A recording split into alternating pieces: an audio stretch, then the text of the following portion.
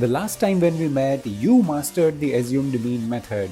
Now it's time for step deviation method. So let us begin. A special note to those who have not still subscribed to this channel. This video is not going to play for you.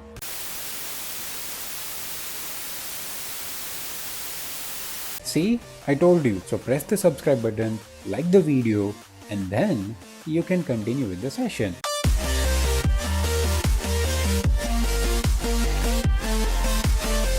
This is the data given to you. The class intervals are given 100 to 200, 200 to 300, 3 to 400, 4 to 500. The frequency is also given to you 7, 9, 13, 15. Let us just add the frequency because we know it will be useful for the further case. So the addition of the frequency, we used to call it sigma fi, that is equal to 44 in our case. Yes, I have already counted it before. Now, the next step that we do is finding the class mark, that is x, the midpoint of the class intervals.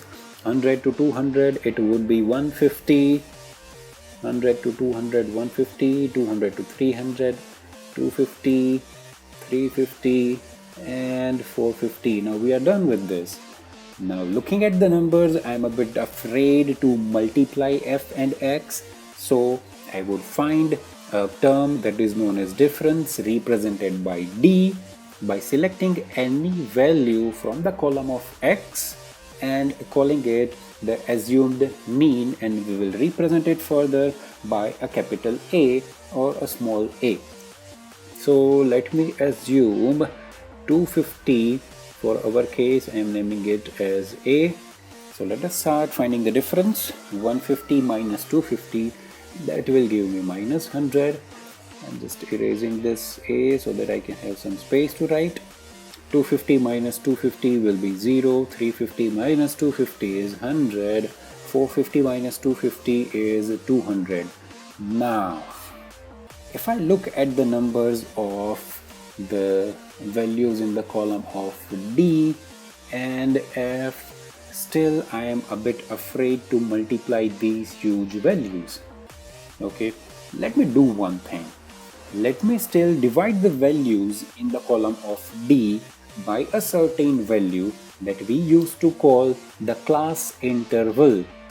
That is, that can be found out from this values, the class intervals 100 to 200, 100, 2 to 300, 100, 300 to 400, 100, 400 to 500, 100. So the class interval generally represented by an h. Class interval in this case is equal to 100. So let us do one thing. Let us divide all the values in the column of D by this 100. First one, minus 100 upon 100, that will give me minus 1. 0 upon 100, 0, 100 upon 100, 1, 200 upon 100, 2, and I am calling this column now U. The next step remains the same, multiplication. There is no space to write the next column, so I will write it on the new page. The next step remains the same, multiplication of the frequency and the new column prepared, that is U. So 7 multiplied by minus 1, name the column as FU, that continues with this. So 7 into minus 1, that will be minus 7. 9 multiplied with 0 will be 0. 13 multiplied by 1 will be 13. And 15 multiplied by 2 will be 30. Now this is very easy. So I'm going to add these values.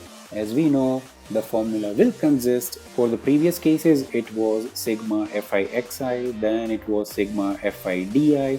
So we are guessing in this case also we will have something called sigma fi ui. So let us add and find the value of sigma fi ui. Will give us 36, being careful with the signs. Now the formula again gets modified a little bit and we have to remember it. So x bar equals to a plus sigma fi ui divided by sigma fi. Till now it is okay. There is only one change. that is multiplied by the class interval x. So let us start putting the values in the formula. X bar equals to the value of a will be 250. X bar equals to a plus sigma fi ui, that is, I remember the value, that is equal to 36, divided by sigma fi, that also is, I don't remember it, 44. So 36 divided by 44, and then multiplied by the class interval, that is equal to 100. So the next step, 250 plus 36 multiplied by 100. Yeah, I'm doing it on my calculator, but you cannot do it because you are not allowed to use a calculator. So 36 into 100 divided by 44 will give me 81.81, and if we add 81.81 and 250, we get 331.81, and that is how you find the mean by using the step deviation method. So just a small recap. I know you are very clever and you might have just memorized the whole method, but for my satisfaction, okay, just let me give you a quick revision. Okay, the first column is of the class interval, that is always given to you. Then we have the frequency, that is also given in the question. We need to prepare the first thing, that is the class mark, and then as usual we find the difference. Now we will find the value of u, that is found by dividing the value of d by the class intervals. That is, you can find it from this column, the column of class intervals. So after finding the value of u, as usual we find the value of fi ui. Then the formula we have to remember, x bar equals to a plus sigma fi ui divided by sigma fi multiplied by the class interval. Easy, isn't it? So this was the easiest method out of all those three: direct mean, assumed mean, and step deviation. So most of the times you will use the step deviation method.